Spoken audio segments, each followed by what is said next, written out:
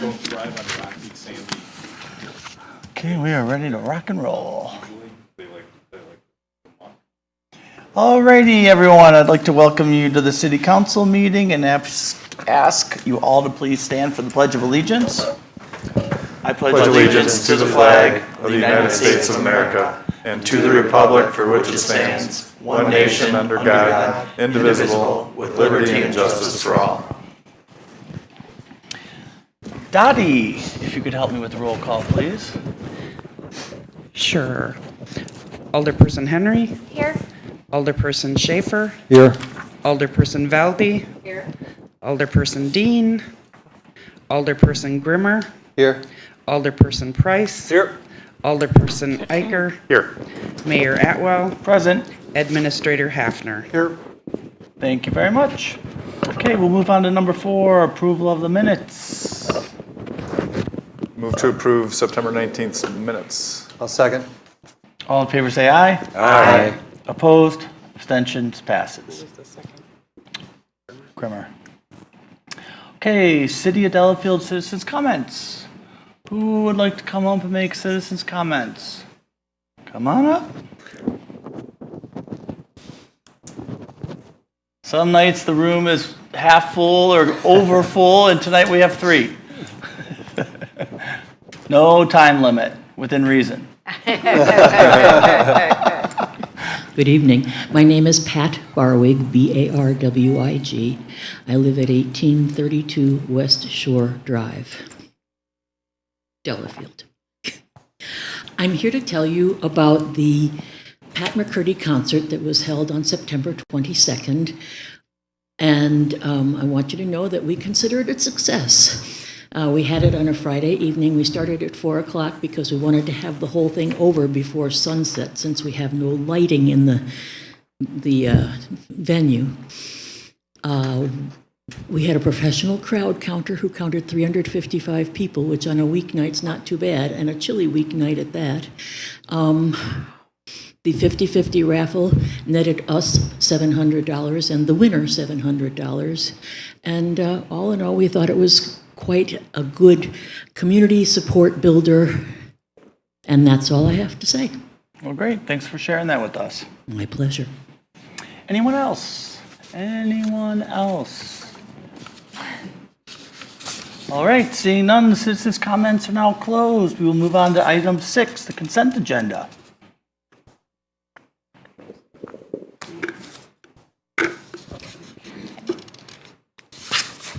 Tick, I move tock. to approve the consent agenda. I'll second. All right, any discussion? Hearing none, all in favor say aye. Aye. Opposed? Abstentions? Passes. Mark was the second, Danielle was the first. Okay, we will go on to number 7, licenses.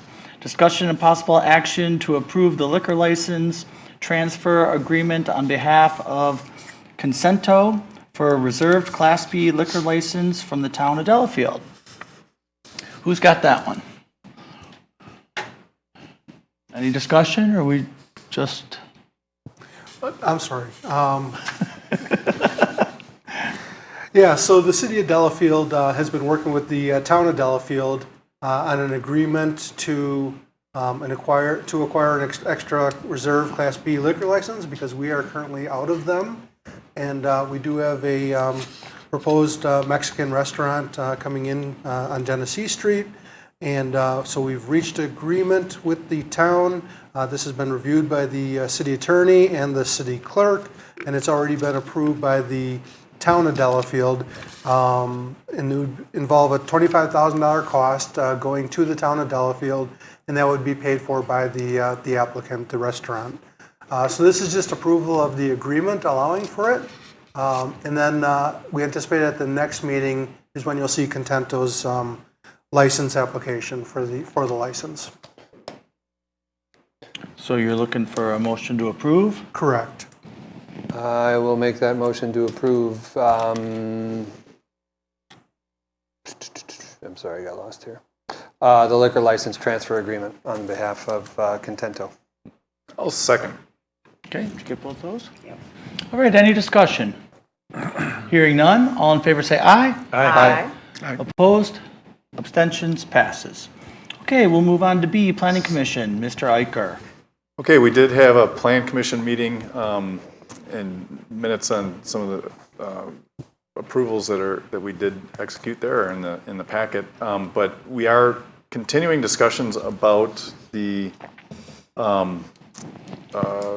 Economic Development Committee's recommendations for possible land use changes for the stretches of different open spaces on 83 between Oakwood and going up to the railroad tracks just south of the Pick and Save. We are looking at we worked through a list of, or discussed a list of possible restrictions on what may or may not be able to go there based on the land use that we're contemplating.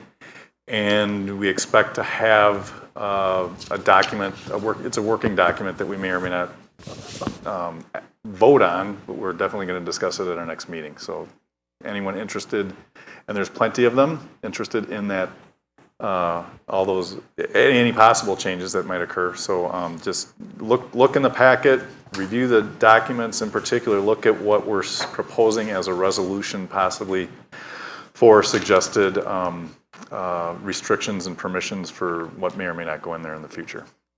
So that's that big hot topic, and it'll be that way for a little bit coming forward, and we'll see that, likely to see something referred to us yet this year. So. And aside from that, nothing to report. Great. Thank you for the update. Okay, C, Lake Welfare Committee, Mr. Price. We don't meet till next week. Okay. We'll move on to D, Park and Recreation Committee Tree Board. Mark, if you could give us the update on the Commission and Tree Board activities, and I'm also going to pull up 10A, discussion regarding Liberty Park Stage Project under this heading on the agenda. Okay. September meeting for Park and Rec was canceled due to lack of business this month. Okay. So then we can go right into the Liberty Park Stage discussion. Who'd like to kick that off? Would you like me to kick it off? Yep. Yeah. So as the council will recall, in the 2022 budget, we budgeted $50,000 to kind of kick off the Liberty Park Stage project. It was intended that was going to be hiring a consultant who would come in and put together a few different renderings of different types of designs, put together cost estimates for those at different price points, and provide us with an opportunity to kind of choose what direction we want to go with regards to design. And then it was also going to accomplish a lot of the site work engineering with regards to geotechnical analysis and performing a survey and things like that. As we've progressed throughout the year, there have been a lot of meetings and discussion between different individuals about how this should progress. And most recently, there's been discussion about holding off on spending that money and possibly going in the direction of kind of a temporary stage for maybe a year, kind of maybe a 10-week tent rental or something like that, under which there could be some performances. I think it's a good direction to go, but I think it's something that the council should weigh in on and provide direction on. Is that what we want to do? Do we want to hold off on spending the $50,000? Do we want to use some of the $50,000 to pay for the tent rental next year, which I think was estimated around, or we got a quote for somewhere around $15,000 for a 10-week rental. And then there's a lot more questions about, when are we going to start scheduling programming and what types of events we're going to have and things like that. So with regards to staff, we just want to confirm that we're supposed to hold off on spending that $50,000 is the primary thing that I'm looking to confirm. Matt or Mark, did you have anything you wanted to add to that? Go ahead, Mark. I have some information on similar venues that around town that might give kind of a look into what we could do with a temporary stage, if that's appropriate to share. Sure. Sure. Yeah. So, and I spoke to the directors of some of the facilities and also the rental companies that they're using. Sharon Lynn Wilson Center in Brookfield does a summer music series with a stage, a tent stage like this. They get from JK Rentals. I love that. The Warner Botanical Gardens in Hales Corners does a similar 10-week summer series. Jazz in the Park in Milwaukee, Cathedral Square, they all use a temporary stage, tent covered. It's there for the summer, and they've been, some of these series have been running for literally for decades this way. And I've attended them, I've talked to the people that run it, and they're quite successful that way. It's, I think, a reasonable cost. We had some preliminary discussions. You know, we need to consider the Arts Foundation's needs, the Chamber of Commerce, the Park and Rec, of course, Public Works, you know, all have a stake in this. And there would be a couple of other, you know, possible cost adders if we need electricity or porta potties in the area. But I think the main hurdle would be a stage, and this could be done next summer. We could be up and running. It would allow us to kind of learn from the experience before committing to something permanent. It would take some of the fundraising pressure off of, I think, off of the Arts Foundation, and let us learn from the experience as to, you know, what would be an optimum setting long term. I'd also agree that this is a prudent use of those funds, as I think it's understood that there are rising costs to build a structure that might be worthy of Delafield. It gives an opportunity for the Arts Foundation and for all those that are interested to kind of validate the viability of acts downtown and performances downtown and how many people that brings in. And I also think it gives time for folks, community leaders, benefactors to step forward to put private funding behind the project. I think there was always an assumption that there would be some private funding, and private funding has kind of come and gone.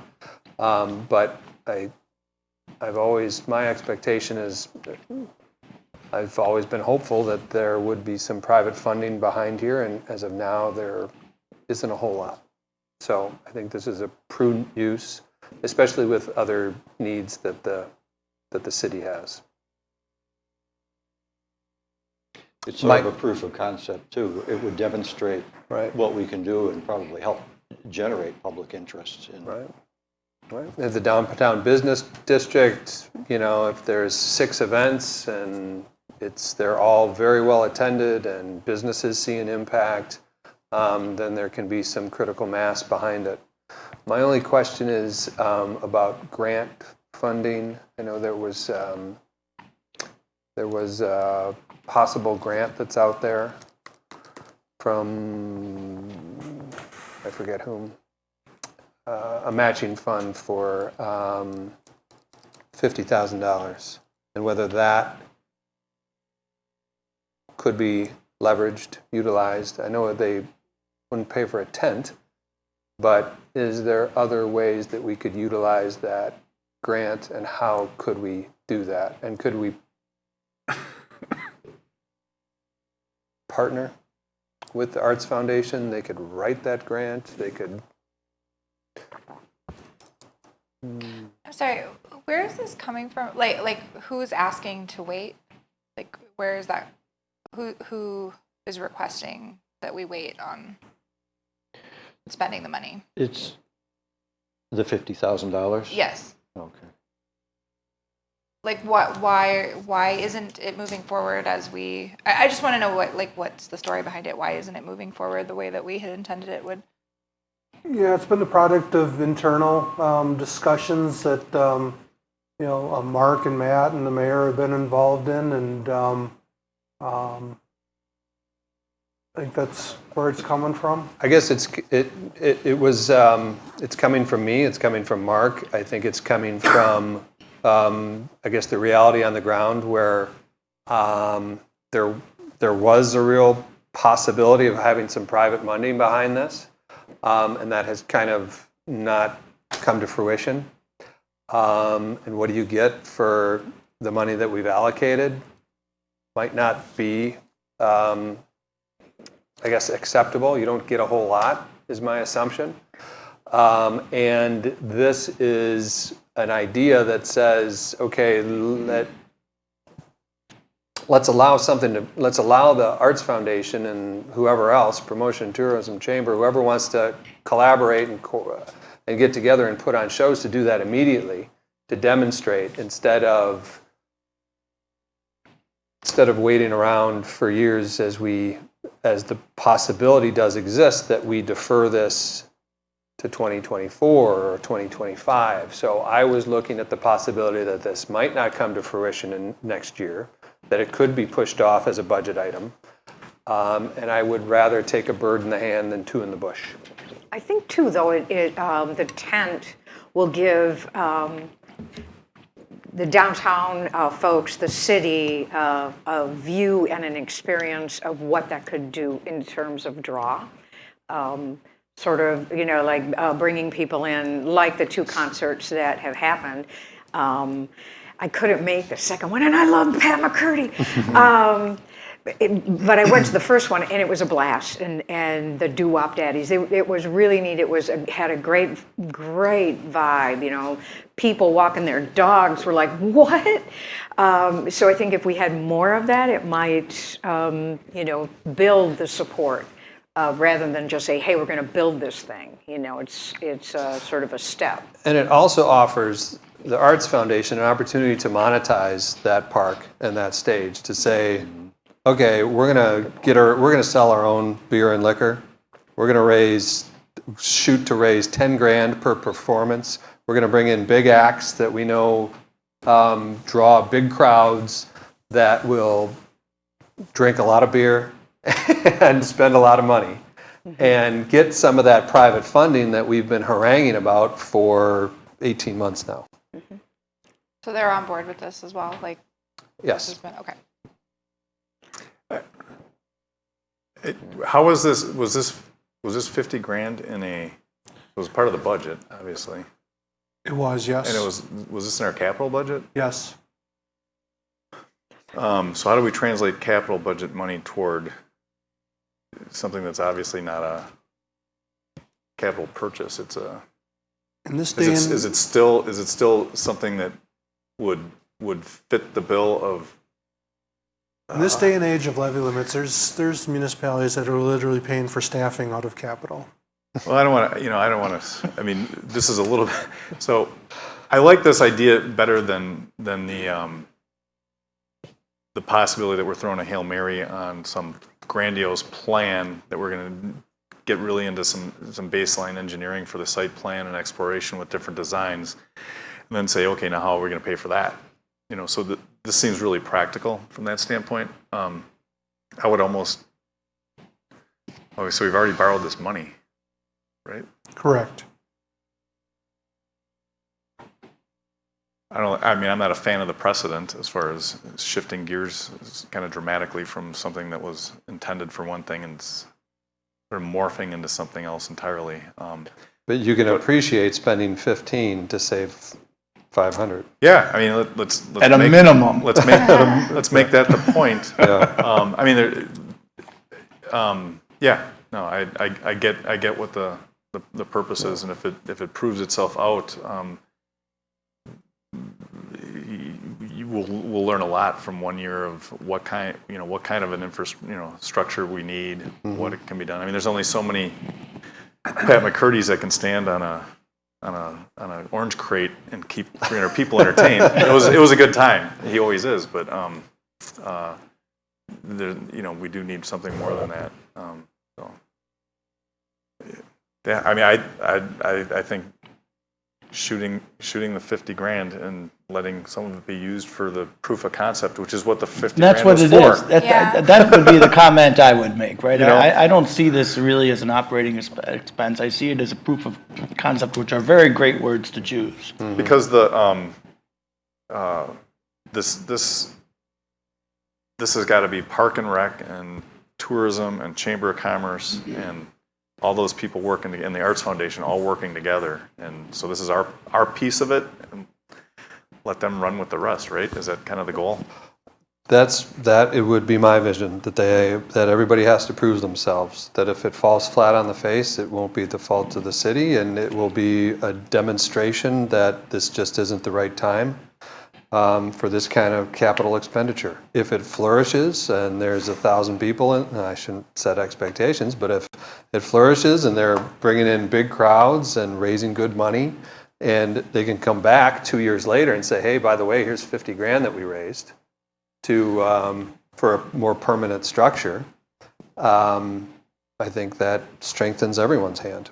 And If it sits empty for 10 weeks, then Then you know. you know. well, and I brought those other groups into it because we've got other things going on in the city, and it needs to be a coordinated event. So this isn't seen as some sort of a like rogue competitor that's popped up and is stealing audiences from other events. It should be complementary to those events at the same time, or not in use when there's music on the hill or something like that.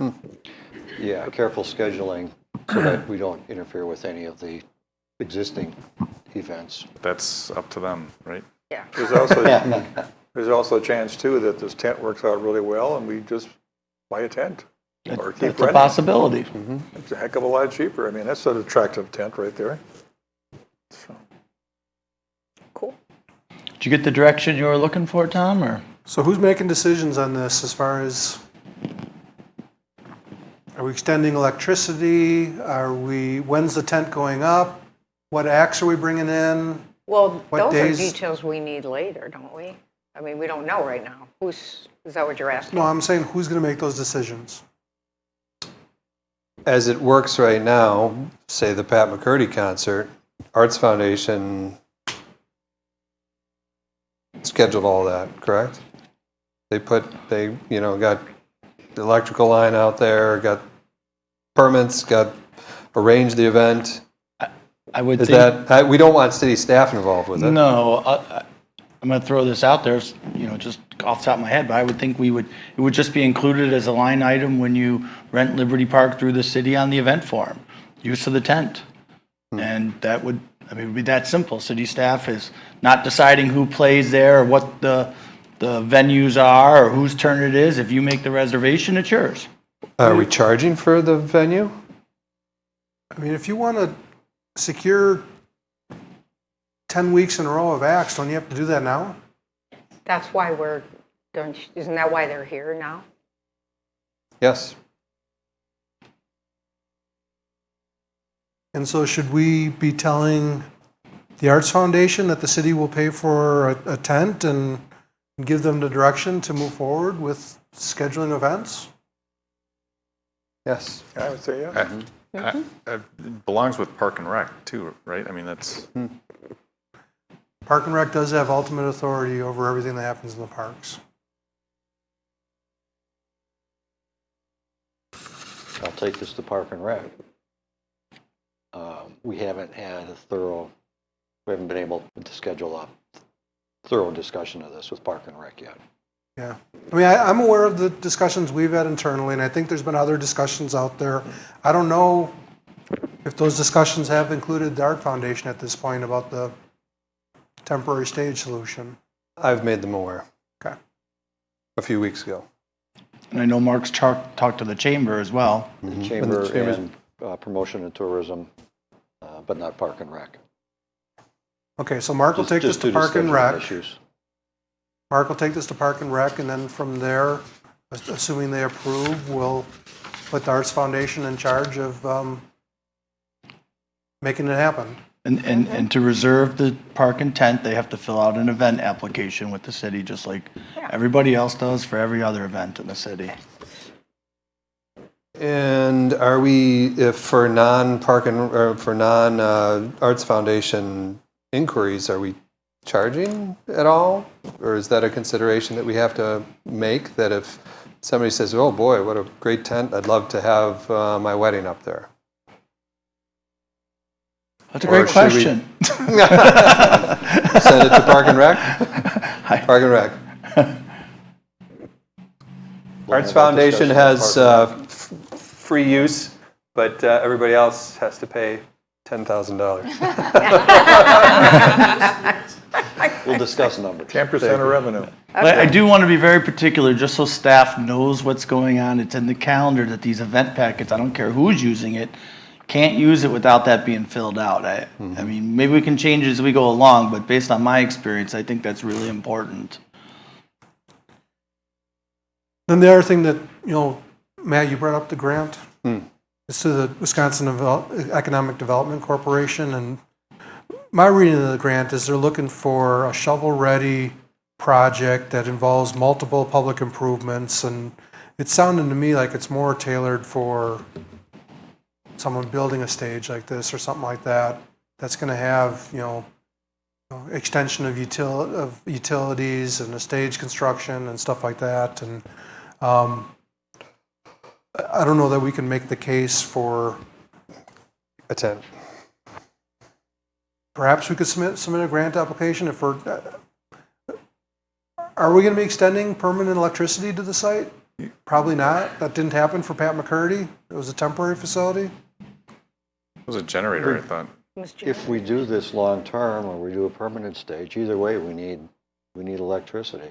Eventually, I don't Could know, the for the grant summer. be applied to I mean, should we try to infrastructure improvement? should we try to put together some kind of grant for extension of electricity to the site and maybe putting up decorative wood shelters that porta potties would be housed within? And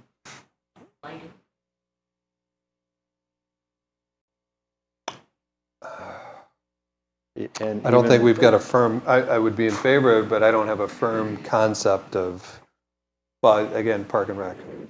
So, yeah. All of a sudden, you have a lot on your agenda. I call a meeting. With or without this, there has been some discussion in Park and Rec about the need for bathroom facilities in Liberty Park, electricity in Liberty Park. So this just adds to that need, I think. I'm trying to find it, but I think the deadline was January. Not seeing it right now, though. And it's they're going to award 30 different grants ranging from $25,000 to $50,000, and the municipality has to match whatever the grant is. Okay. I think we look at it. Can we get a proposal There from you Park go. and Rec? More, that we even can, more. I don't want to guess what their intent is. I mean, I'd like an idea saying this is what we want. Let's look into it. Put dollars to it, vote on it, whether it fits this 50 grand budget or not, and then Just from my experience being part of events in the city, running power out there and setting up a box would be very, very helpful. Permanent bathrooms and stuff, we're talking a lot more money here. I mean, in the short term, I think we got to try to get away with porta potties, but, running the electricity over there, I mean, as long as you know where the stage is going to go, you'll always be able to use that box. Yeah. And bathroom facilities are going to be dependent on, location and Yeah. number is going to be dependent on a lot of other things that we don't know yet. But electricity, permanent electricity, 'Cause right seems now like it's a no-brainer there. Closest A lot of those. electricity is the box in the municipal lot by the bridge. There's no power once you cross the river. Just real quickly, the review criteria is creation of visible and pedestrian-oriented public space, potential of the space to attract multiple user groups and activities, impact of the project on the community, the district, and nearby businesses, demonstrated community support for the project, e.g. multiple funding partners, civic organization participation, and ability for the project to be started in 2023. Right now, we have a park with no light. Simply having light addresses a lot of those needs, makes it more accessible, makes it more usable. It's a downtown park, great facility with water nearby. I think you can make the case that lighting has a good return. And I think location like that. we've checked a lot of those boxes Yeah, already. sounds like.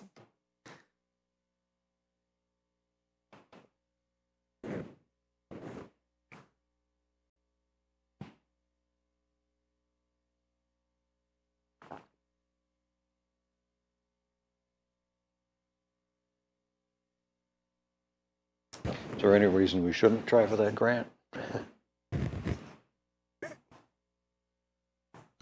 No reason we shouldn't. I'm just seeing now application due January 31st. Oh, But, the end of um, January, okay. It takes time, and we should be getting the city engineer involved. We'll need to get a quote from We Energies for electric extension. That can sometimes take a month to get that from them. It all takes time. It talks about multiple improvements have to be part of the project. 2 outlets. Now, that's a pretty big box. If you've ever been in that box in the municipal lot, there's I don't know how many amps are in there, but there's quite a few. I don't know. I'm envisioning we're going to be competing against things that are finished products rather than an electric line installation. Never hurts to try. Right. But it is a lot of work, so I get what you're saying. Yeah. And you could always frame it as a part of the whole. For sure. Yeah. Yep. And you're just funding the electrical. You're funding, 25, 50,000 of a future $1 million project. Sometimes these grants go relatively unnoticed and they don't even get enough applications for the number that they want to give out. Okay. Now, do you have the direction you're looking for, Tom? Yep. Okay. Sounds good. Good discussion. Okay, Public Works Committee, Mr. Grimmer. No meeting, no report. Next meeting is Wednesday, 6:30. Alrighty, Delahart Commission, Mr. Eicher. Yeah, Delhart, we did have a meeting and we are awarding a contract for the plant upgrade. I sent some information out a couple months ago about what that was entailing. But also we are hiring a new finance director to replace Rose sometime soon, and we're receiving applications. So anybody who knows somebody who might have a strong accounting background with some government experience preferred, and also likes to be kind of a one-person show. They function as HR and insurance and all sorts of other stuff for the guys. Have them submit an application. There's a link on our site for it, and we are going to have a meeting. Currently, we have a special meeting scheduled for October 18th to discuss the application process to date and whether or not we need to go see and enlist a recruiter to help us out. So I'll have another report for us in our October meeting. I'm sorry, our November meeting. So that's it. Sounds good, thanks. Okay, Police Commission. We haven't met since our last meeting, but we are meeting next Wednesday, the 12th, at 5:30 at the police station. Sounds good. Thank you very much. Library Board, Ms. Henry. No meeting, no report. Our next meeting is October 11th. Thank you. Zoning Board of Appeals, Ms. Valdy. I don't believe there was anything there. Nothing. J, Promotion and Tourism Commission, Mr. Schaefer. We've been having some discussions with the Friends of Lapham Peak. As you probably know, they have a plan to build a new Lapham Lodge, like visitor center, at Lapham Peak. We got a press release from them. Really good news. The Department of Commerce has awarded a $1.3 million grant to Friends of Lapham Peak and the Wisconsin DNR to be used to construct a new 5,000 square foot facility known as Lapham Lodge in the park. And that gets them to about $2 million of their $2.4 million fundraising goal. And they did credit our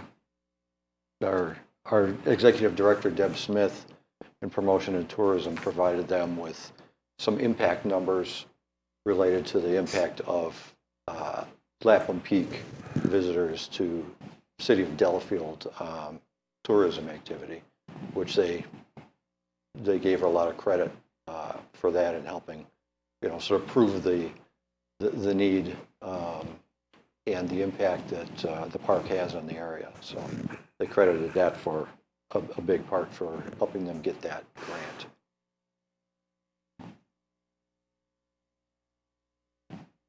Sounds That's good. it for promo and tourism. Great, thank you very much. Okay, Lake Country Fire and Rescue Commission. Don't believe there was anything there that I'm aware of. Lake Country Fire and Rescue Board, Mr. Grimmer. Our CPI estimate came in roughly 2% higher than we anticipated. Our board meeting on the 29th approved our union contract. And the video that all of you saw from the chief's presentation a few weeks will actually be potentially be used by the League of Municipalities in their own presentations as they advocate for greater EMS and fire rescue funding. Next meeting is sometime in October, potentially the 13th or the. Okay, great, thank you very much. Okay, other committees, commissions, and boards, Deer Management Committee. Yeah, we met on September 20th, and we are currently going through, well, the season started. We're having new people signing up every day, like 2 to 3 days. So it's been very busy. We're working on going through all of the forms because a lot of them are outdated and need to be updated, and we're looking at how we would change them if we end up changing to a permanent commission or changing the commission next year, and trying to make it more automated so that there's not so much like day-to-day work for the commission, and that's all. That's all. All right, thank you very much. Okay, 8, unfinished business. A, discussion regarding Lake Country Fire staffing and funding issues as requested by Alderman Grimmer. Thank you. I'll kick us off. I'd like to thank the chief for his presentation a few weeks ago. As we continue discussions, our options as the 7 municipalities are becoming a little bit clearer. The decision before this council is going to be assuming that all of you agree that there is a decrease in response times, which there appears to be, which the chief has reported on, that there are brownouts of fire stations in July and in August, that there is an increased need for more reliable full-time staffing to maintain the service expectations of the citizens, then the options become a little bit clearer. You can do nothing and accept the CPI plus 2% budget that was passed, which funds the department, but the service response time issues and the brownouts would likely continue. You can, if that's not the choice, the second choice is, do we need to act for 2023 with more urgency and immediate need, which has various funding options, or the third option is accept CPI plus 2% and look to fund for 2024 and do nothing for 2023, knowing that the brownouts and the response times will continue, if not potentially accelerate. Western Lakes passed their budget at 60% of what they had originally requested through referendum. So that's the discussion, that's the problem before us. Do we act for 2023? And we can talk about the various ways to fund that. Do we not act and let these issues continue, or do we let these issues continue but plan to act for 2024, which would be a referendum in April?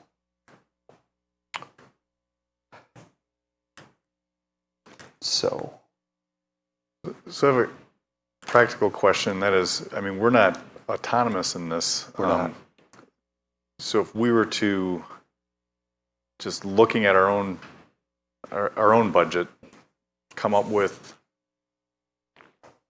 whatever kind of increase we think we could muster for 2023, it would then be dependent on Lake Country Fire and Rescue to adopt that type of an increase, or to take that kind of a survey from the other members of the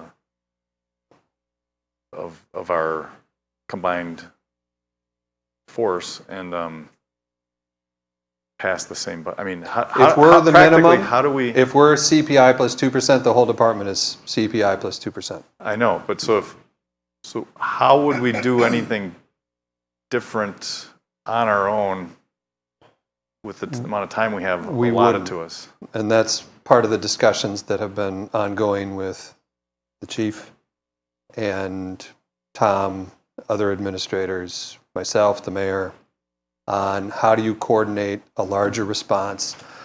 And those options are a few. A fire fee that would be passed with our budget. There are issues with that I lean on Tom to explain. Most prominently is we don't think we can get a fee implemented in time for 2023. I think it's probably a 6-month process to do it properly. Alternatively, there was there is the obviously do nothing for 2023 and wait till 2024 and pass a referendum, ask the citizens for a referendum.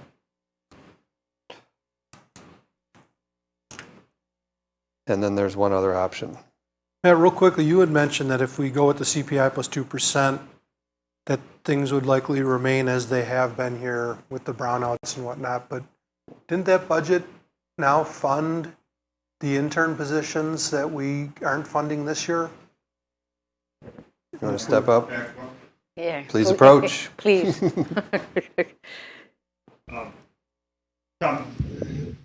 There, is this on? The answer to that question is it partially funds the intern positions. It does not fully fund the intern positions.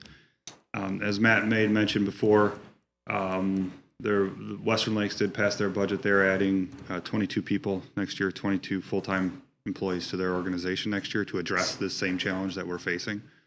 And a number of our residents are hireable candidates in that pool. And the intern program has been a stopgap for us, but it's not the end-all be-all solution to it. So while the CPI2 budget does partially fund that program, does not fully fund that program, it is in severe jeopardy next year with all of the hirings that we know will be taking place just in Waukesha County and throughout southeast Wisconsin. There's some things going down in Racine County right now where Racine could have up to 30 vacancies next year for full-time employees. So, and that was the CPI plus 2% based on the 7.5% estimate, and now we've got an additional 2%, which adds another 60-some thousand that we could do and retain our levy limit credit. And so, is it not fair to say that if we do a CPI plus 2%, a 9.5% increase, that things won't be as good as you'd like them to be, but they'll be better than this year? I'll say that CPI plus 2 at 9.7% does not allow us to hire a single full-time headcount. Right, but it allows us to fund for part-time positions that we were unable to fund this year, right? Part-time positions where the people don't exist. Right, that's the problem. The interns don't exist? Interns and part-time people are going by the wayside. That is why we are here talking about this very solution. It's a very problem. So we don't have new interns coming through our training program? We've ran 2 processes for interns in the last 3 months without a single applicant. I'll just point out that, before this meeting, not staged, there was a call on Woodland Park Drive. That call at Woodland Park Drive was serviced from the Wales station. The ambulance came out of Wales. The support came out of the Station 31 in the town because the ambulance at 31 was on another call. A week and a half ago, we spent 16 of the 24 hours in a 24-hour rotation with 1 ambulance in service because the other one was busy on calls. So had you needed help in the city of Delafield at Lake Country School, your ambulance is coming from Wales, Genesee. Had you needed help on Brumder Drive in the village of Shaniqua, the ambulance is coming from Wales, Genesee. So, these problems continue to keep happening. On Friday, we had a structure fire on Main Street.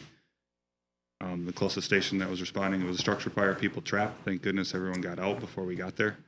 But they came from the town, so. The frequency of the brownouts has decreased slightly? No. And no. 24 hours yesterday, 7 hours today. It's just the problem isn't going to magically go away, unfortunately.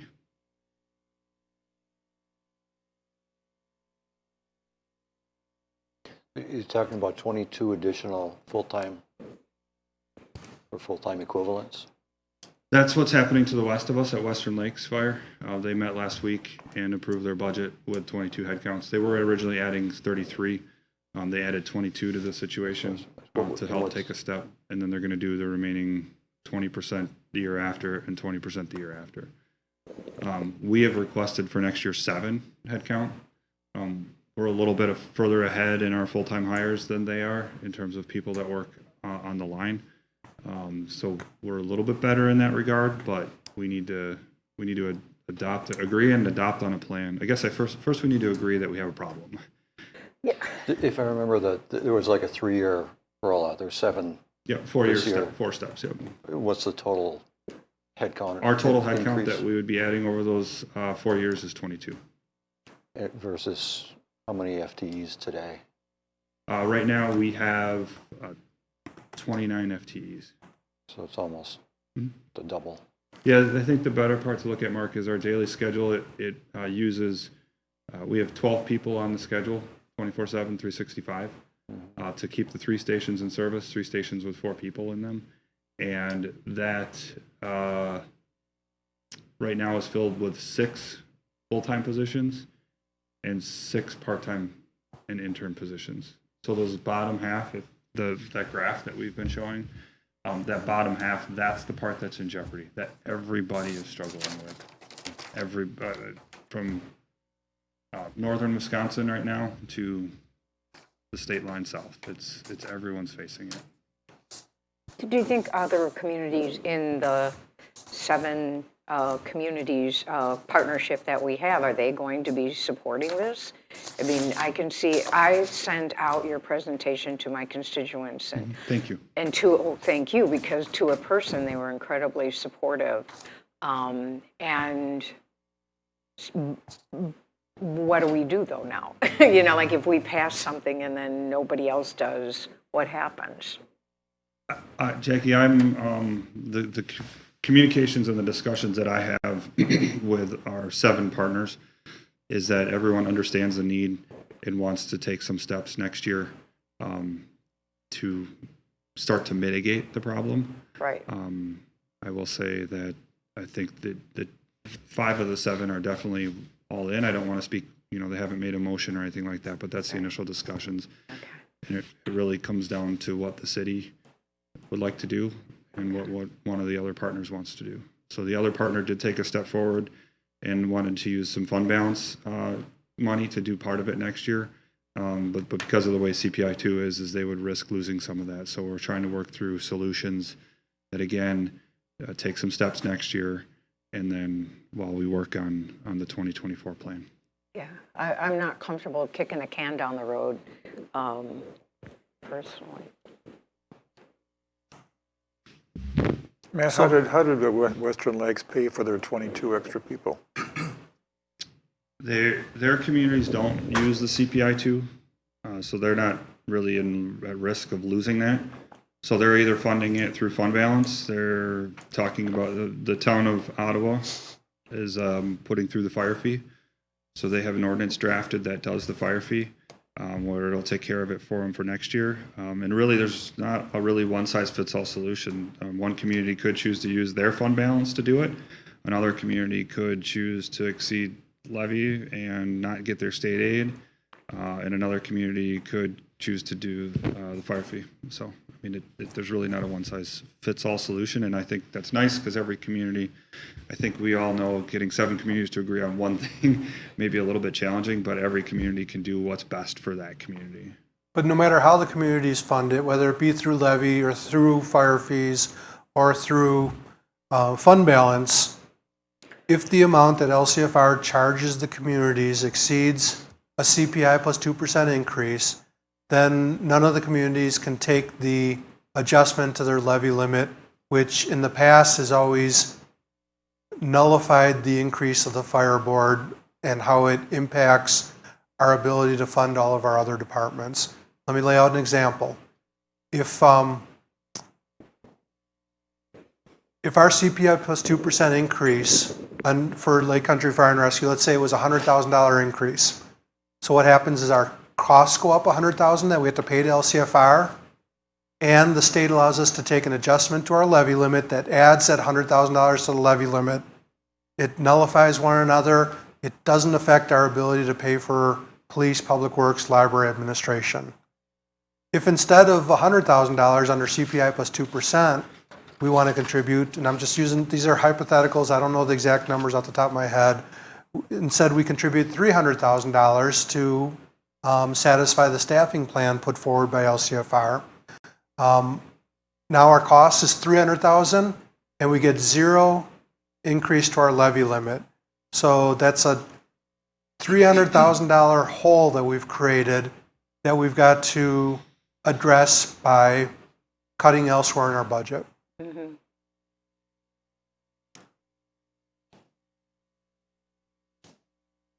It's a very difficult problem, Becky. Yes, it is. But also, don't we, if we're going to agree to an increase outside of the CPI plus 2, isn't that a budget then that has to be approved by all the municipalities involved? Well, it is, and right now there's 2 budgets on the table from the fire board. One is a nearly $1 million increase, and then the other is the CPI plus 2% increase, which is in the ballpark of $200,000 increase. The town of Delafield, interestingly, I think to the point you're trying to get at, they kind of split the baby and they said, well, we're not willing to pay the $1 million increase, in totality. But they identified a fund balance amount they were willing to contribute to it, but at that time, they were of the understanding that that would not nullify their ability to take the CPI plus 2% increase to their levy limit. They understood that that was just based on what they levy for fire costs, but that's not the case. And now they are, according to their administrator, they will be reconsidering that. But to your point, they just threw out a split the baby type number that they just threw out and didn't include anybody else in the discussion of. So what happens if of the 7 communities, there's no consensus on what the budget should be? There's a fallback that... Yeah, if we don't have a budget that all 7 communities approve, LCFR's budget for 2023 is the same as what it was for 2022. Without any increase whatsoever, not a good plan. Huh.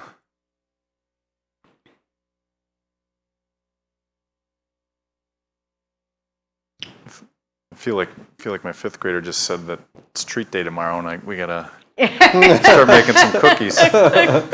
You know, I feel I'm a little frustrated.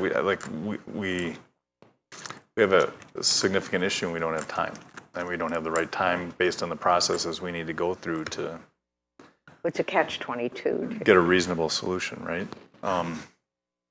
And then even long-term going forward, the city's got to make a decision on, do we want to go to referendum? Mm-hmm. And you got to be willing to accept an answer of no if you go to referendum. Mm-hmm. And if you get an answer no, does that mean we just accept where we're at with service level? And if you feel like if the people say no, then you really, logically you would think you would lose the ability to go forward with a fee, although other communities where they got a no answer on referendum are moving forward with a fee. We are not those communities. Or maybe we are. A well-written referendum allows voters to understand both sides of the equation. It's complicated. Do you go to referendum just for the phase one staffing? You got to go for the next 3 years. Or all four phases at once?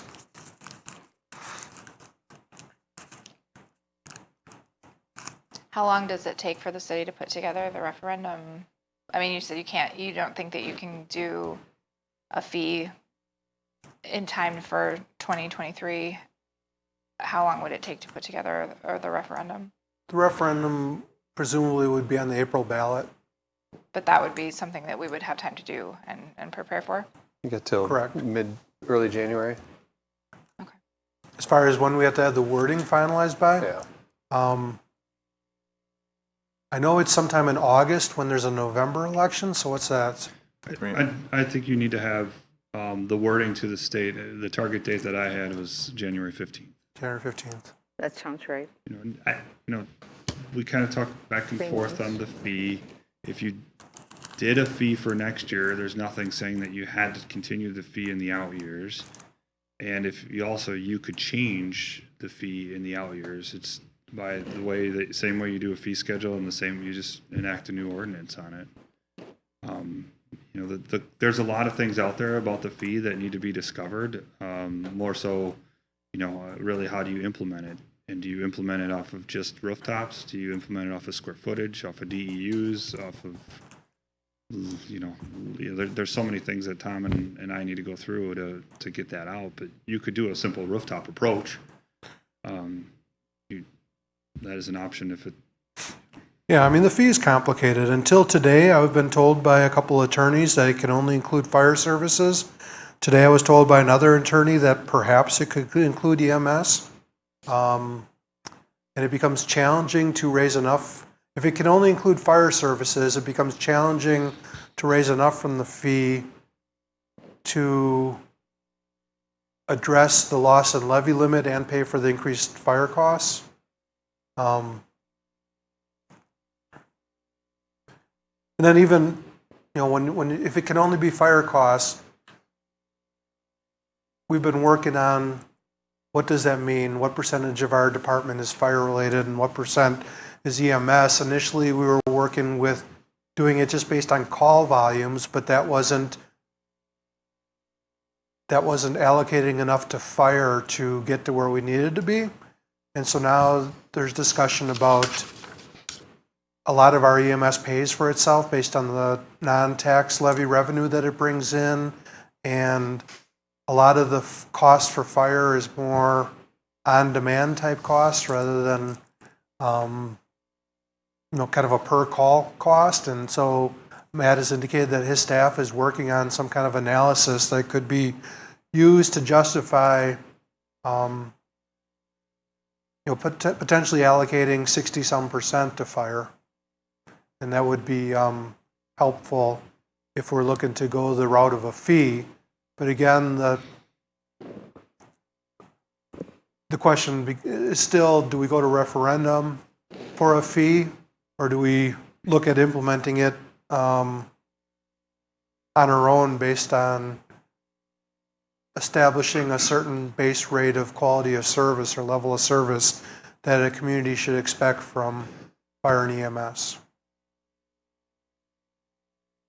I just want to interject one thing is, two people on the fire board as well as myself have been in many meetings over the last 3 or 4 months to try to understand all this, look in great depth at all of our options, and probably have two of the most talented people on that fire commission. And it's very challenging, and we still can't quite agree on what the contribution needs to be for each year. Hopefully we'll have that clarified very soon here. But it could be a significant amount of money. So a fee could be, I'm going to give you a range that we're trying to work through. Are you on? Sorry. I'm going to try and give you a range we're trying to work through, anywhere from $280 over the 4 years per parcel, just using that simply, up to $1,000 per parcel.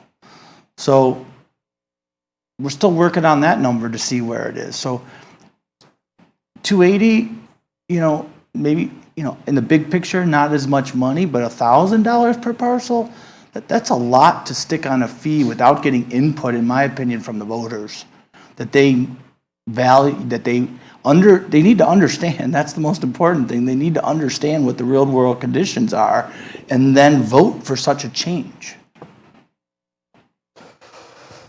Yeah, and I've Not always a said, nominal charge. no, and I've always said, and I know all of you agree, we have great faith in the voters to get themselves educated and make a good decision based on the information provided.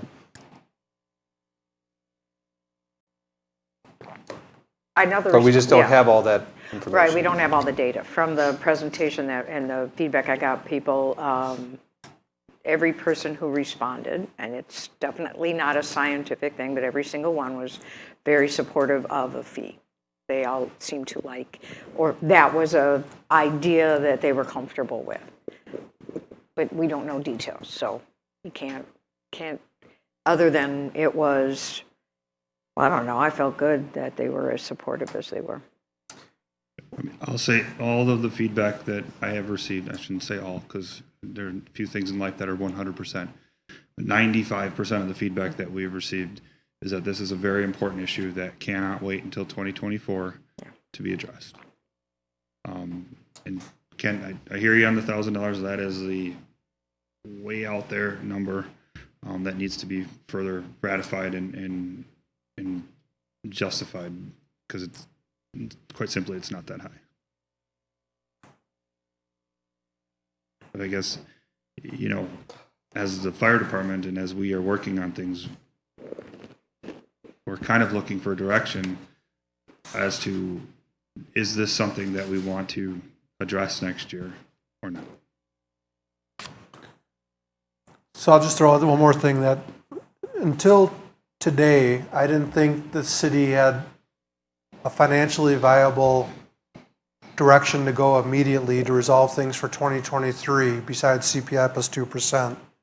The Village of Oconomowoc Lake came up with a potential solution, and it's got its drawbacks, but it's a short-term Band-Aid solution, and they're still working on numbers and figuring some things out, but big picture is that everybody would fund LCFR based on CPI plus 2%. There's no increase in funding. However, that CPI plus 2% that we fund to them is supposed to pay for operating and capital. And for 1 year, LCFR would spend their capital money on operating to hire staffing, and it would, the way they're set up in capital is they pre-fund equipment purchases. So it would create a domino impact going forward as far as how do we fund equipment purchases in the future. And whether that would mean adding years of service to the fleet, and what that would do to maintenance costs and things like that is problematic. And it also creates the problem that if we go forward with something like that and we hire 7 firefighters, paramedic firefighters based on that, if we don't get a favorable referendum or fire fee passed in every community, you would have to lay off those firefighters at the end of the year because you don't have the budget going forward to support them.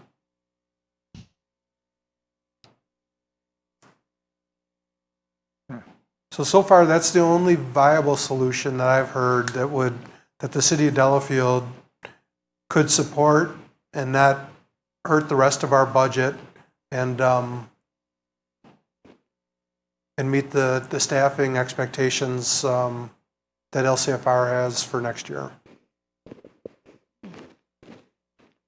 But it would require a referendum in April. Or a fire fee. Or a fire fee. Or a referendum on the fire fee. Yeah. And it would require that to pass.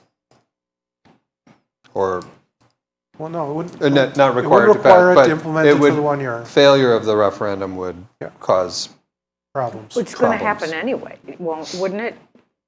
Logically?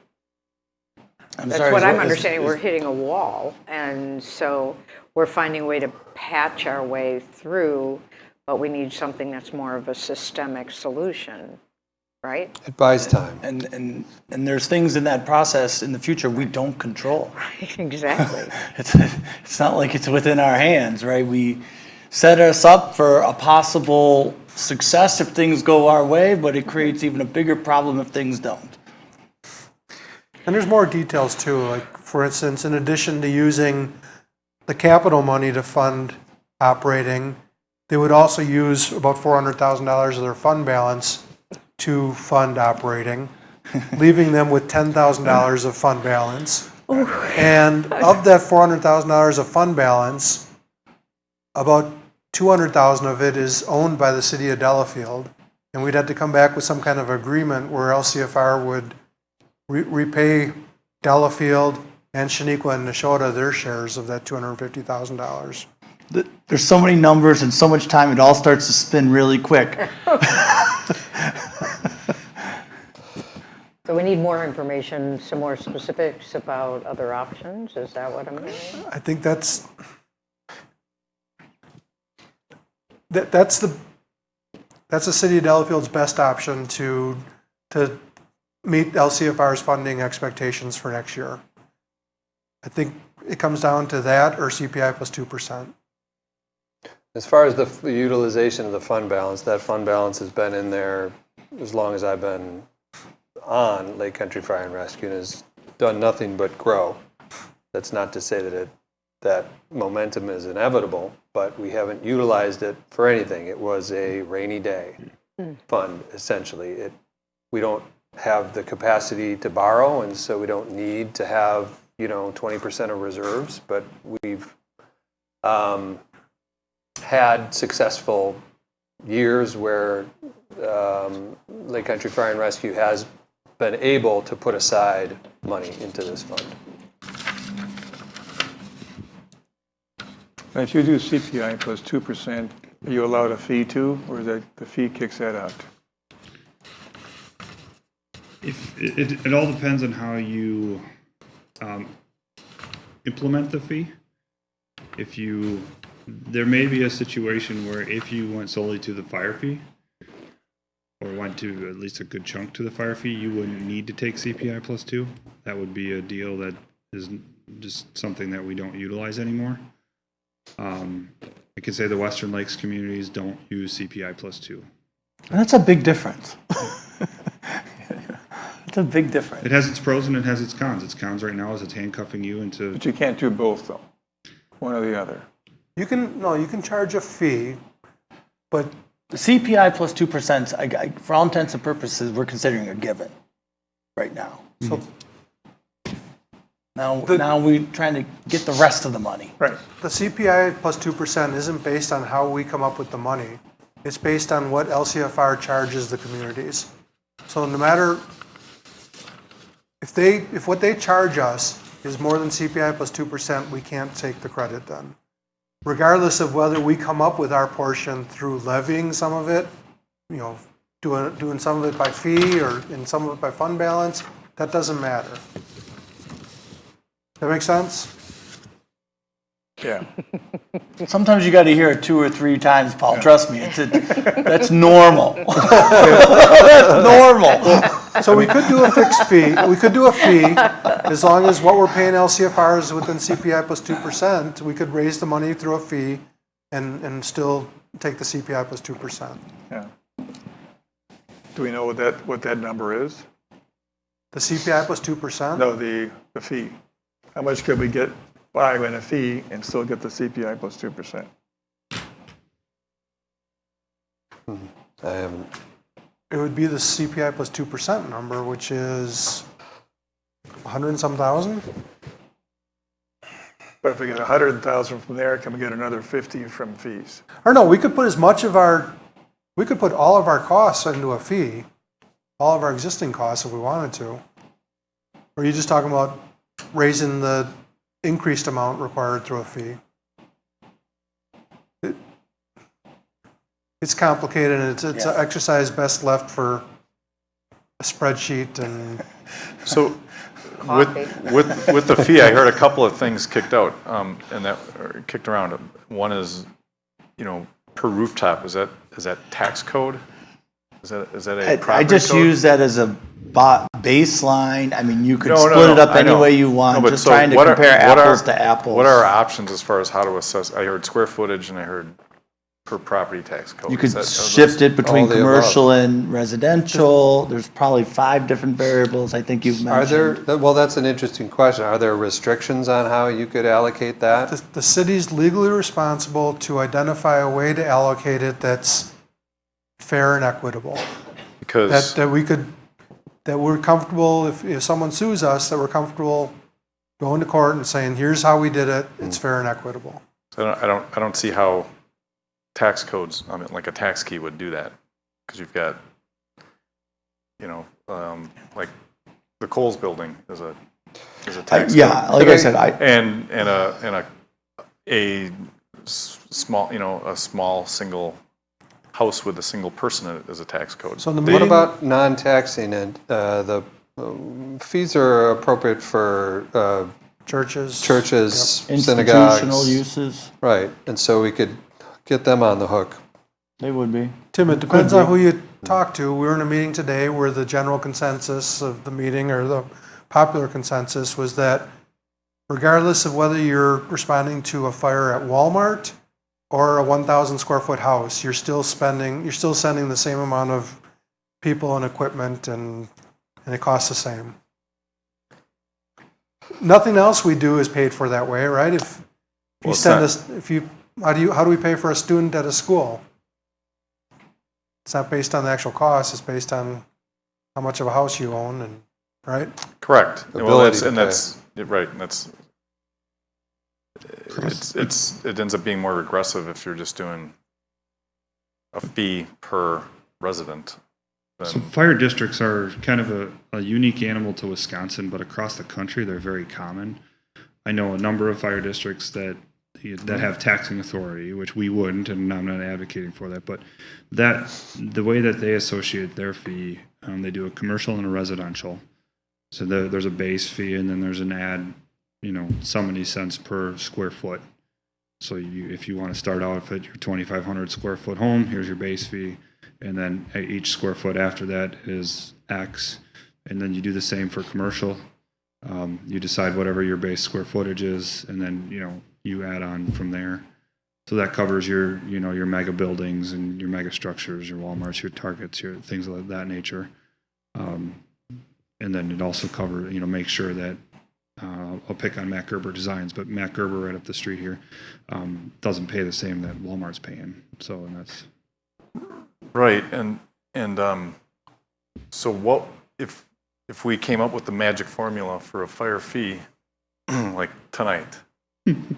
What would it take us to implement that? What's the timeline between that type of decision and actually having it be money that could be spent in 2023, or when would that be able to be spent?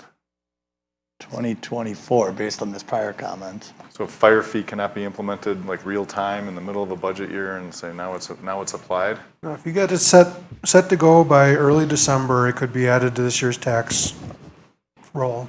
Okay. But, we don't even know what percent of our cost is fire at this point. We're playing with numbers and. Well, I'm also thinking of what we went through to assess the fees for the traffic improvement, like the roundabout and that on in front of Century, and that we went through a couple iterations to determine what made sense and what was equitable there, and that was a 4-month process to And that was get that a feedback. handful of Yeah, properties. yes. On the scale of so I hard don't and see- I'm easy, just saying, that I was the don't- easy end. I don't see December as being realistic. Is this a cakewalk then? Right, so I mean, I don't think December would be realistic to have something that we'd be comfortable that we could defend. It'd be hurried, is my point. I would think, I mean, maybe we could, but we'd need numbers fast and feedback on top of it. Yeah, I mean, what I've said is that if we're gonna go the route of a fee, the first things we have to do is work with our fire department to put together an analysis that justifies how much we're gonna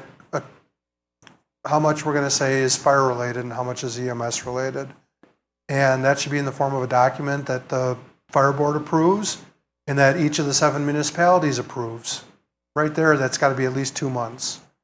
Then we gotta talk about how are we gonna allocate the cost to the houses.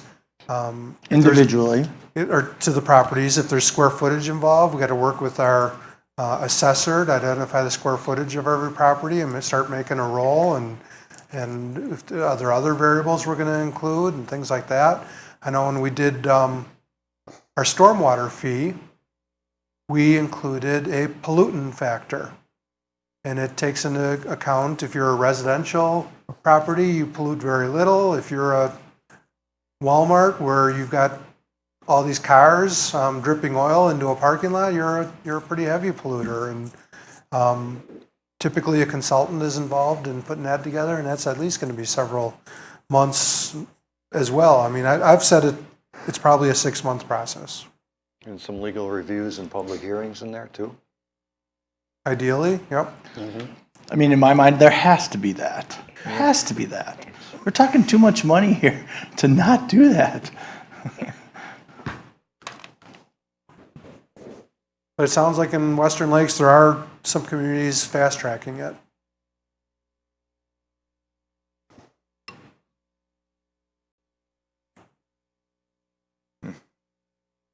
The question on the numbers, and I know you said there's been some close look at the budget and the dollars involved. Is there some sort of midway point here? I mean, we're talking about a 75% increase in staffing. I'm surprised that we don't have a bigger problem if we're that short. Is there a midpoint that gets you what you need short term, that's short of the, I don't know how many $1 million total we're talking here, but it's a lot of money. Yeah, and I completely respect how monumental of an ask we're coming forward with. And I hesitate to speak fully for the board. I can say that when we first came to them with the ask in July, or we first started talking about this in July, it was for the 22 people, and that was a lot. And then we were asked to come up with some sort of phased-in plan, which that's where we're at today, is with the phased-in plan that does I'll call it a 7-6-6-3 approach. Hire 7 next year, 6 the year after, 6 the year after, and 3 the year after that, which gets us to where we want to be. Not where we want to be. That's Right, where it's we not need to be. instant. Yeah, it's not Where we linear. need to be. Matt, Yeah. could you remind me, so if we hire 7 next year, that gets us to the point where we've got 4 people in each of the 3 stations all the time, right? No.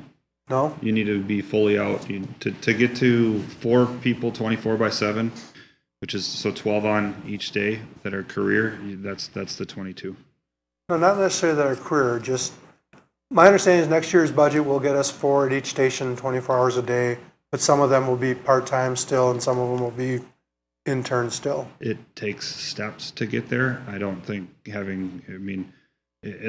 we will not, the part-time people and the intern level people are drying up faster than they're created. So I wouldn't say ever that it guarantees 4 people in the building 24/7. It takes a step there.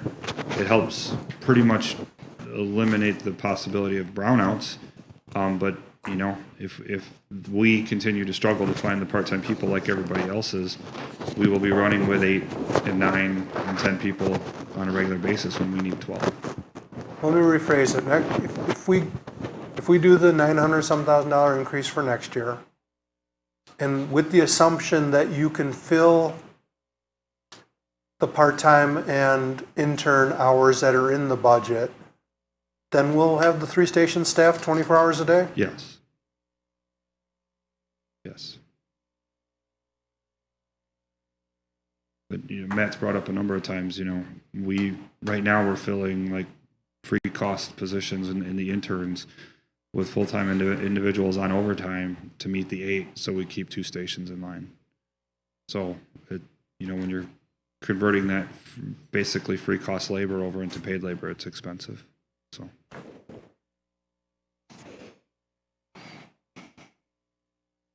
Sounds like Tom and I will be spending a lot of time together working on the fee. I can barely hear you, Matt. Oh, sorry. I said sounds like Tom and I will be spending a lot of time together working on. Will be. We had a 3-hour meeting on this today. Tom and I collectively probably have over 24 hours in meetings together in the last 3 months talking about this, for Kent as well. Probably more when you had the phone calls, debriefing phone calls. Off the ledge. You said it would take about 6 months to do this whole process. From there, that gets you like to March. Is there any way to interim it and not have to blow a whole year? We'd be ready to go in March with a plan that would work. Well, first of all, are we talking about moving forward with a fee without a referendum? Because if we're going to wait for a referendum, then we're not starting. 6 months, we could have open meetings and workshops. Mark, I can't hear. I'm sorry, Yeah, I can't even hear you from here. Got to talk so we can hear you. I'm sorry, this thing kept falling off. If you do this over the next 6 months, which would include public hearings and all this kind of stuff, that would get you into March. Now, I was thinking 6 months would probably start in December or January. okay. We got a budget to figure out now for 2023. And what's our net increase that we're allowed? Net new $11,000? construction. Yeah, our net new construction was like 0.2%. So we already have budget problems, Right. independent of Lake Yeah. Country Fire and Rescue. Just to cover what our expenses are today. Right. I'm sorry, Paul. But I'm just trying to figure out some way if we could get this done and not blow a whole year. If we get the process, get the people, do all the steps we have to do, have numbers that we can, to defend and to people sitting out here. Say that happens March, April, May. Could you do something then, or you still have to put it off to the following year? Well, typically administratively, you include the fee on the tax bill. So I don't know if we'd be looking at doing a special mailing the first year to charge a partial year fee. And again, this council's got to decide, are we moving forward with a fee without a referendum to move forward with a fee, or are we going to wait for a referendum before we move forward with a fee? I don't know, what does it cost? What does what cost? What are we Right, asking the for? fee? Right. Yeah, we can't vote on something. We don't know what it is. And the answer is going to be a certain amount next year, double that the next year, add the same amount again the next year, and the same amount again the next year. So if it's $100 the first year, it's going to be $400 the final year. Well, I mean, It's to determine whether or not it's appropriate to require a referendum, those numbers would be very helpful to understand, right? I mean, if it was, I agree. when we've already, there's a threshold out there that was established for capital projects of $1 million that we are still allowing ourselves to be bound to. Doesn't sound like that this is, over the course of 4 years, going to be less than that. So I guess first of all, can I just, so it seems like I'm trying to take the room. We have an issue and everyone agrees with the issue. Looking around, right? Yeah. Okay. So then it becomes, what's the amount of people you need? That's what we need to settle on, is like, what are the steps? Is it the 7663? Is it something that puts it out into more people into the fourth year? That's the next start to agree on. And then from there, then what does it cost? Because I can't give you an answer, Tim, on what it costs if we don't agree on what next year looks like the year after. And it ultimately you have a 4 and 5 year plan in front of you, where then Tom and I can work on the fee and say, okay, this is what LCFR's portion is. This is what we put through the fee. And then give you examples. If you want to go straight rooftops, here it is. If you want to go DEUs, here it is. Here, if you want to go square footage, these are your 3 options to mix and match with. And then do you want to split commercial residential? So there's a plethora of options out there. But I think it's first, do we agree we have a problem? Yes. Right? And then from there, what is the solution to the problem look like? Is it the plan that we have before us? Do we need to take that plan back to the board and have the board vet that plan at that level? And then from there, which we've had extensive discussion about the plan. We haven't really talked about the out years. We've talked about next year and trying to get there, correct? Well, not again, but I mean, this is the plan that you've presented as the fire chief. Right. The board relies and leans on your expertise to let us know what the city needs. I'm not interested in rehashing that. Okay. Others may be, but I'm not. Yeah, I would just want the board to vet it, right? And then from there, then yes, it's simple that, and we can come up with projections, right? You know, the things that are hard to put an exact dollar amount are, we all know them. They're the health insurance increases, the increases in Wisconsin retirement system. The nice part is with the contract that the board approved on Thursday night, the wage scale is set for the next 5 years. So we can forecast that out with almost certainty. So things become less gray and a little bit more clear. And then it's just, okay, how do you want, here are your options in terms of the fee. And then what does it cost? What does it look like when we do that? So Yeah, it doesn't sound different than the budgets we've done. And you know, I agree. You're proposing a plan that gets us to where we need to be, and in the steps that seem practical. That's the plan we should price out, my opinion, and you know, see what those fees would look like. Because if there's a couple ranges, I have no idea what that's going to be.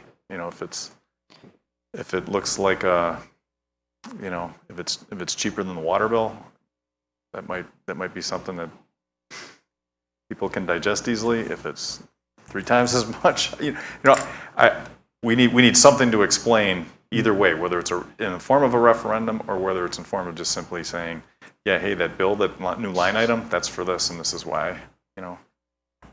But we also have to educate that there will be something that comes off the tax levy as well, because you have to roll back to 2013. So there will be a reduction on one side, and then you add it in on the other side. I need a postcard to hand to somebody. Those are all logistics, Matt, for you and I to work through. Yeah, speak up. Sorry, my voice is going. So, Matt, those are all logistics for you and I to work through and make sure that they work. yeah, absolutely. And once we're comfortable that they work, then this council's probably just interested in the bottom line numbers. Yeah. Yeah. And there's for both a fee and a referendum. Shouldn't we see both numbers to Oh, sorry. help? No, I'm sorry. I didn't hear. Well, you may still the want a same. referendum on the fee. It's the same, right? So you It's the same. no, you can do a referendum that allows us to levy more, or you can do a referendum that allows us to do a fee instead of levying, Or you can just do a fee without a referendum. You've got that authority. In terms of the sense of urgency, I think we know we do a fee, it's not going to hit until the end of 2023. If we Can't do hear a- you, Mark. If we do a fee, it's not going to have an impact until the end of 2023. We're not going to get something in place this year. We can't do our due diligence and act that fast. Is it about the same timing if we did a referendum? When do we see the impact? I think the answer is yes. By January 15th, the council will need to make a decision if we're going to referendum. And if we are going to referendum, is it to levy the additional dollars we need for fire or to charge a fire fee for the additional dollars we need for fire? I would compare the levy versus a fee without a referendum, right? And just in sense of timing. The dollars are the same. They're the same dollars, nothing's going to change. The fee versus referendum is how we're slicing Timing. it up and who gets Timing, what not- size bill. Not dollars, right? But, so we don't have, we do not, so if we do not have a number for the plan of the phased approach, the 76623, whatever it is, let's see the number for that as the first step. I mean, what is- Totally agree. We're what does trying that to cost? keep a step. The discussion is gone to the process and what we're going to do when we get that number. So Yeah. we really need to weight that number because I think it has a big effect on whether people think fee, referendum. You know, if it's a significant, in my opinion, if it's a significant number, whether we do it as a fee-based or as a referendum-based, either way, I want the citizens' input on such a big number. Yeah. As do I. Yeah, in either, one way we're presenting them with a levy number of X million dollars, the other way we're presenting with a fee of whatever, $400, right? So it's a different sort of a perception from the public's viewpoint. The other thing is the timing. You know, which one works faster? Since there seems to be an issue today that we're trying to solve. And I know the total number is basically the same, but to the average person, you know, we're going to spend another $1 trillion on whatever this year, or your piece of that is, you know, $5,000. I think the perception is different. I think a fee would be more generally accepted because it's a number they can see and they can keep track of it. Once it gets into a big budget, it's just kind of lost. And I think our referendums have a tougher time passing on a general large increase, except, you know, compared to, see, if you want fire and rescue, it's going to cost you $200 a month or a year. You know, okay, I can handle that. Just don't make it $600 next Yeah, year. you're speaking to the clarity of the question. Right. I think it'd be a much clearer, probably better accepted and better chance of passing, But if whether you're we go doing referendum or not. If you're doing after the levy limit, like if you're doing it, increasing the levy limit, then it's divided out by the mill, I mean, it's divided out like everything else, right? It's gonna be divided up more. I would have a harder time, I have a hard time with the fee and how you would divide that up. I don't know, in my. I mean, dividing it up like the Yeah, assessed like value? everybody paying the same amount for the fee versus if you're doing it off of the levy limit, then it's already calculated. I feel like that would be a little bit less work on our end as far as how we're gonna divide that up.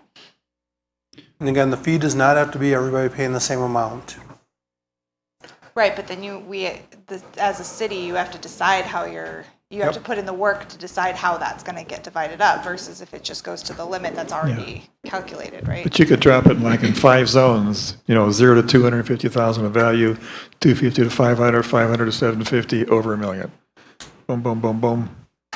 Oh, yeah, but they'll show up. We have all that data. They will all show up. They'll be packed. We'll have a 1-minute time limit. The one thing I would throw out there though is I feel like if we end up going to a referendum, I feel like it needs to be a one-time thing versus maybe going a couple of times over the years. Like it needs to be just, if we're gonna go to referendum, it would be one time, even if it's rolled out over a number of years. we can put that into the referendum, but it just needs to be one referendum. I think she's got a really good point. I think it'd be better to structure it instead of like 100, 200, 300, 400. Make it 175, 175, 175, 175, and kind of pre-fund the overtax the first year, so it's the same number. And then it'd be a much simpler thing. I don't think I meant that. I didn't mean that. If that's what you. Well, I'm sorry. just saying That's not it'd what be. I was saying. You can't, You just can't charge don't wanna people have to go more back. than, Yeah, I next just don't year. want to have to go back for. you can't charge Yeah, people more in fire definitely. fees than fire costs that you incur that year. So you can't build up for the future year and No. just so it's a level year, It's like the post office. yeah. But, yeah. Otherwise, yeah, I that's a think we really need good point. numbers. Every I year think we you need can't to have see four numbers, yeah. four We need referendums. numbers. We can't really make an intelligent Tim, decision just- without. What I'm envisioning is this, whatever this fire fee is, it's going to increase every year for 4 years. Yeah. And we need to be transparent and very specific in a couple of sentences on what this is. It's actually, I think, very simple. We had a system that worked well for a number of years.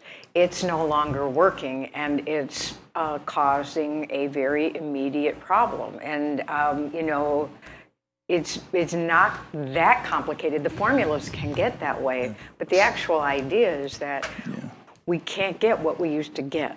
That doesn't work. So, we could all stamp our feet and go, we hate that, but we can't. And people do want to have fast call response. They don't want those numbers to go up. Otherwise, just sit and wait 20 minutes while, Aunt Sally lays there with a heart attack or something. No, they don't want that. They want the best for their family and deserve it. And I think, it's just as simple as that. And I agree with you, Yeah. and we have passed successfully 2 referendums in the city in the last 5 years. I think we have good experience in doing it. And, as long we're open and transparent and honest about the data, and don't cut it in just certain ways that benefit us, but really give a real picture, Well, it's we not. should be it's- yeah, successful and because we'll demonstrate the It's real not for need. mismanagement either. Yeah. It's the reality of where we are. Okay. Tim, you just real quick, and Yep. sorry. Fully built out with the 22 hires, it's roughly $3 million. And there's 11,232 rooftops in our response area. So just using that division, very simple division, it's $267 fully built out with all the hires. Now that's today's dollars, right? Doesn't take in inflationary pressures over the next 4 years, but it's an additional $267. That's the first year. No, that's totally built out. Man, when you first came out with numbers back in, I think, early August, and when we were talking about a referendum, so it might have even been July, weren't we talking about a referendum for $4.some million? Yes, and that's because we had to take inflation. The problem with the referendums is depending on how you structure them, they don't allow you inflation on the out years. So whatever figure you have approved, it's locked in place. So the Unless you $4.some million, was this $3 million adding inflationary bumps up to it? It covered us for 10 years. 287, Okay. 286. And Tom and the chief are going to work on that to make sure they both agree on whatever that number is. Thank you. It's a 3.3 million after the 4 years, right? Adder? And it's 287. 267 right now. But we could do a referendum for 267. We'd have to do it, 175, 200, 225, then 267. That's 12,000. Because I really like that idea of just doing a referendum. Okay, it's going to be 267. That's what the expense is. But we can't tax more than we're spending, right? So we'd have to do it in those step increments. Is that correct? Yeah, but like I said, I also heard an attorney opinion today that maybe we could include EMS fee in the fee, and if that's the case, then that no longer becomes a problem. But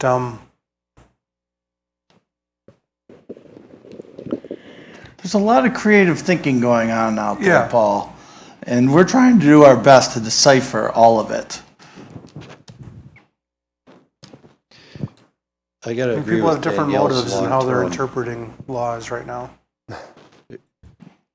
If we're doing a referendum, it does need to be a long-term solution. I think That said, why are we waiting 4 years to solve the problem? Because he can't hire that fast. can't hire that fast. I mean, that goes to the heart of the Just issue. can't onboard that many people that quickly and Right. find them. Okay. All right. Training. It's a great slideshow. If you want, seriously, if you want to go back and just reference it, because it does explain it well, like how long it takes to get someone up to speed. The $267 comes out to about 12,000 fee payers. Yeah, it's 11,232.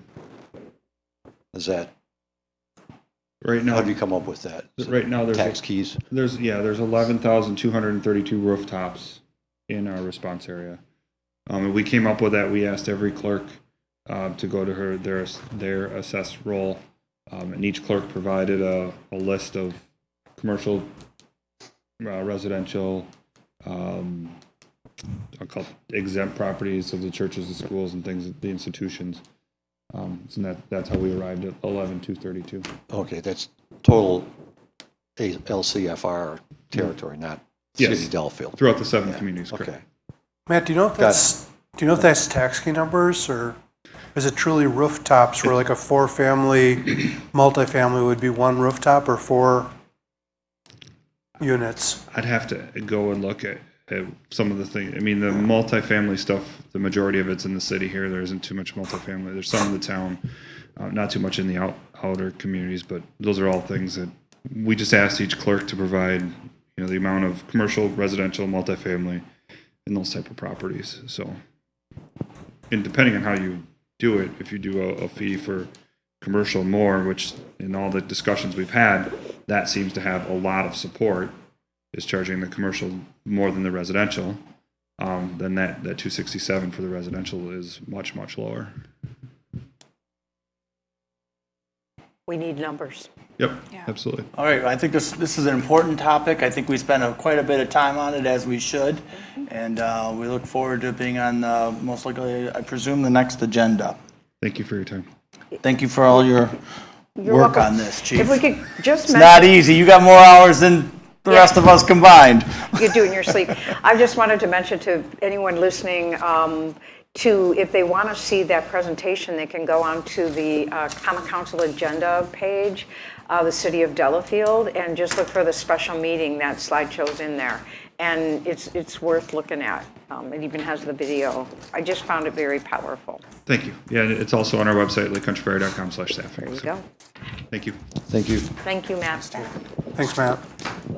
All right, we are on to 8B, I think an easy one. Discussion and possible action regarding ordinance 807 and ordinance repealing, recreating, and amending section 48-3B of the municipal code. Mr. Hefner. Yeah, this is the ordinance that was passed for trucking through downtown, and as the police department was implementing it, and we were working on appropriate signage to erect, it came to light that the referenced weight restriction actually needs to be gross vehicle weight rating as opposed to empty weight rating of the car. That's the weight that's readily available from scanning the VIN of a vehicle. And so the ordinance number 807 before you makes that basic change. I'll move to pass ordinance 807. Second. Any discussion? Hearing none, all in favor say aye. Aye. Opposed? Abstentions? Passes. All right, number 9, Mayor's Report. A, discussion and possible action on the following items. Confirmation of the appointment of Matthew Miller to the Public Works Committee, Citizens Member position vacated by Mark Malat, term to expire April 2024. So moved. Second. All in favor say aye. Aye. Opposed? Abstentions? Passes. Okay, we're on to number 11, A, City Administrator's Report. I have no report this evening. Sounds good. City Clerk. Dot? You got anything? Nope. Okay, city treasurer, I'll refer you to the packet.